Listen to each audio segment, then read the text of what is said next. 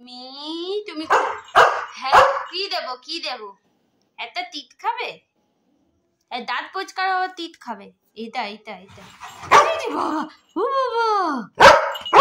আর ঝগড়া করে না, ভালো করে সুন্দর করে বসতে হয়।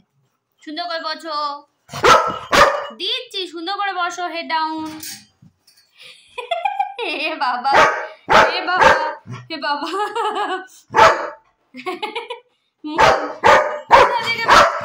আচ্ছা বাবা বাবা কি ঝগড়া ঠিক আছে, তুমি এনো ধরো। বাবা কি ঝগড়া রে। এই আস্তে আস্তে আস্তে আস্তে আস্তে আস্তে খাও, আস্তে আস্তে আস্তে আস্তে খাবে। বাবা হাত দিয়ে ধুয়েছে আবার ভাও করে। ও বাবা আস্তে আস্তে খাবে, ভাও করে চিবাও। ও মুখটা দেখো, ইচ ইচ ইচ।